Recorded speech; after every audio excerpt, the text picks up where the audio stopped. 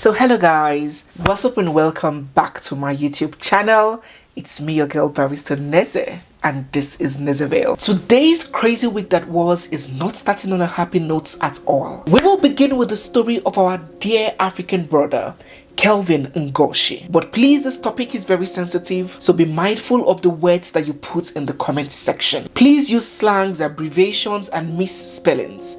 Avoid strong words such as this. So Kelvin is one of our Zimbabwean brothers residing in South Africa. He is an orphan. Yes, he has lost both parents, and he has one surviving sister who is battling cancer. On Saturday, March the 23rd, Kelvin went live on Facebook and he was sipping a beverage which many people thought was just cola. You know, he was just sipping this drink without even saying a word. But unknown to people watching, he had laced the drink with poison. And what seemed like a harmless Facebook live video was actually the process of Kelvin committing suicide. And when the news eventually got out that Kelvin had indeed taken his own life, people were so shocked, so cold. They wondered what could have led a young, handsome, vibrant man such as this to choose to end it all and end it all on social media. And then the story got out. Now, according to news making the rounds, it happens that Kelvin was in a relationship with a lady called Kudze, and they had been in the relationship for a very long time, since 2016. After some years of dating, they went on a break but eventually got back together. And according to a media outlet, Crime Watch reports, they reported that Kudze was cheating on Kelvin, leaving him utterly heartbroken.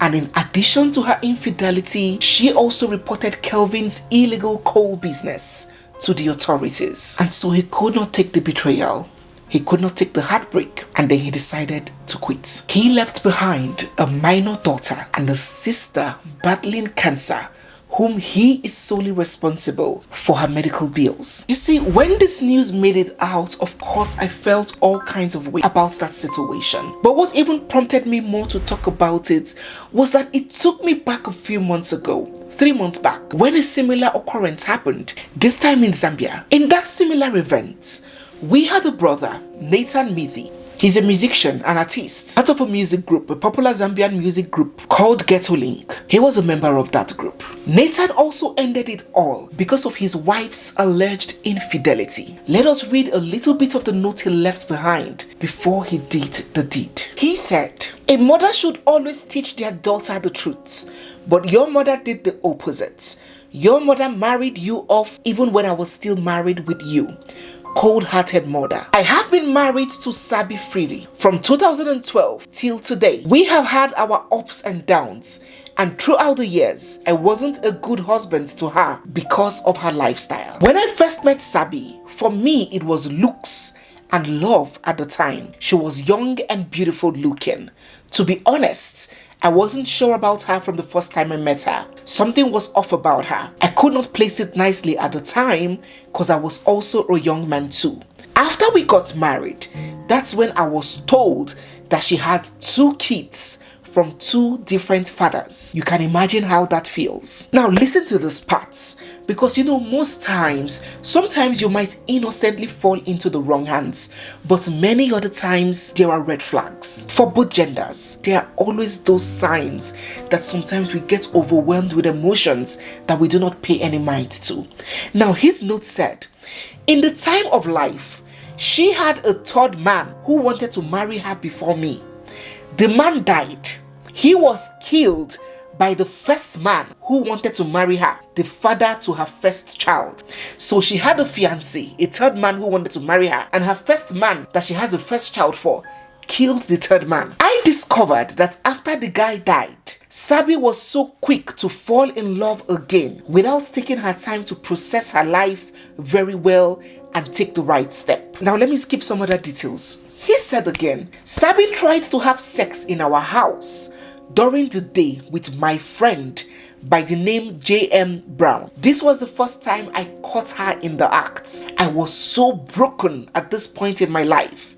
I could not help but find myself with other women, and believe me it was me against the world. I even reached out to my ex thinking we can fix things again, but it never worked out. What a messy situation. I had lots of girls in my life at this point. I was drinking, clubbing, wasting money on friends, girls, and sex. He said, I wanted to find a better woman for me, a good woman who was not doing the things that Sabi was doing.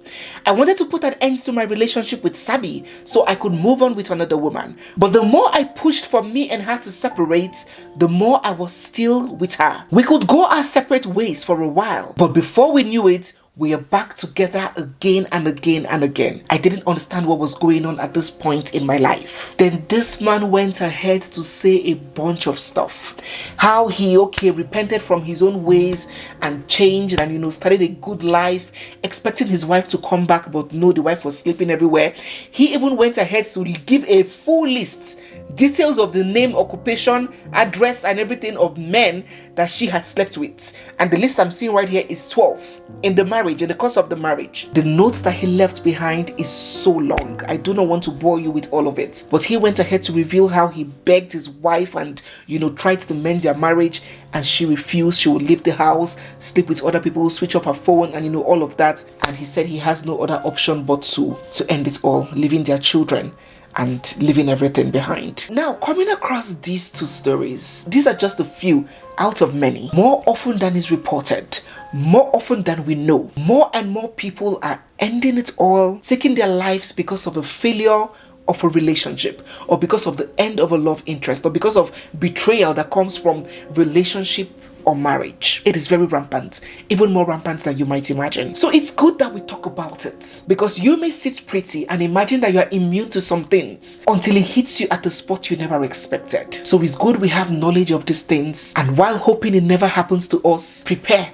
that in the event it does, we're not vulnerable and ignorant. Now, the truth is that the painful truths, the honest truth, is that love and loyalty will never, always be rewarded with love and loyalty. No matter how good you are to somebody, and not even just relationships or marriages, we all have that point in our lives when we have been so good to somebody.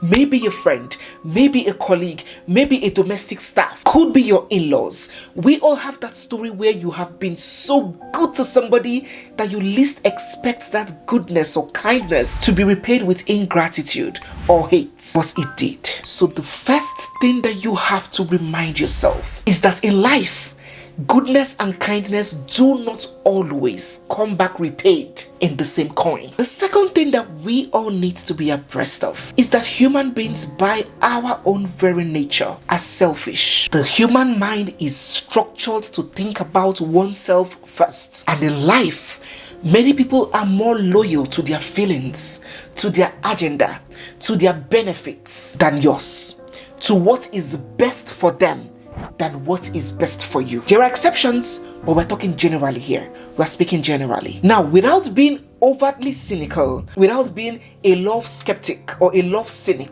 you must have the consciousness that a human being can be a human being. If you completely equate a human being to God and assume that they are incapable of hurting you, incapable of betraying you, or incapable of disappointing you, you may set yourself in a very precarious position. In simple nomenclature, we must have shock absorbers. That is the sad reality of life. When betrayals happen, you will be hurt, you will be traumatized, you will be devastated. But don't ever put yourself in a position, I beg you. Don't ever put yourself in a position where you have to be the one to pay for another adult's misdeeds, where you would have to be sent to rock bottom because of the indiscretion of another adult. It is not easy. I admit that it is easier said than done, but we need to constantly brace ourselves for this thing called life. Some people go ahead taking this route because they feel like they're going to leave that other person who hurt them or betrayed them in perpetual guilt and misery and regrets. Or they're going to be constantly tortured by the knowledge that they caused the death of another person. That is a human way of thinking. But I promise you that so many people have lost their conscience. So that guilt and regret that you sacrifice your life for another person to feel might not even be felt. That person might move on with their lives without losing a wink of sleep. It's very important that we as human beings understand that we are entities of our own, and you can have an identity and a life away from your spouse. Don't get me wrong, you should have that bond and connection and love and togetherness with your better half, but you cannot afford to obliterate your personality or your identity just because you are married. Whether you're a man or you're a woman, have your job, have your interests, have your friends, have a life, have your purpose, have an identity, your family, fitness routines, your joy, the things that tickle your fancy. Have all of these things outside your love interests. That way, even if betrayal comes, you would find a purpose and a reason to keeping on, to move on. You would have something to look forward to. It will not be the end of everything for you. But if you lose yourself in the course of a relationship or marriage, when you lose that relationship or marriage, you would see that it is just an empty shell left, nothing left of you. Then you will now be more prone to resorting to these options. It is dangerous for your whole happiness, your whole purpose, your whole everything to be tied to a single source. There are many nuggets that I can share, but I'm going to stop at these ones. I would like you to also share your thoughts down in the comment section. These solutions may never come black and white in a one-size-fits-all for all, but people could pick these nuggets and apply what works for them. So please share your thoughts and feelings down in the comment section. It is so unfortunate that our dear brothers had to do this. Our prayers are up for them and the families they left behind. Our prayers are also for every one of us watching me who are going through situations, going through stuff in life that is taking a toll on their mental health, driving them to the brink. We pray that you find purpose, happiness again, and a reason to keep going. Before we wrap up this video, it's important that I mention an eyesore that I came across last week. Still sad from the above news, I walked into a church to see if I could have some quiet time with God and, offer up my prayers. I never knew that a funeral was going on right in that room. Watch this.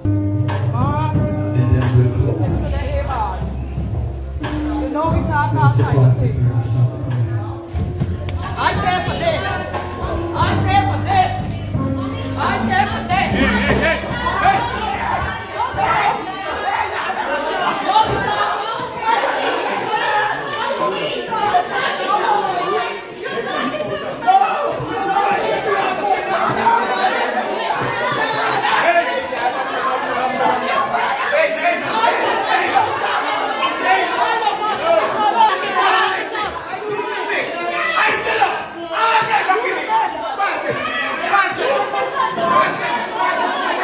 Hello, hello, hello.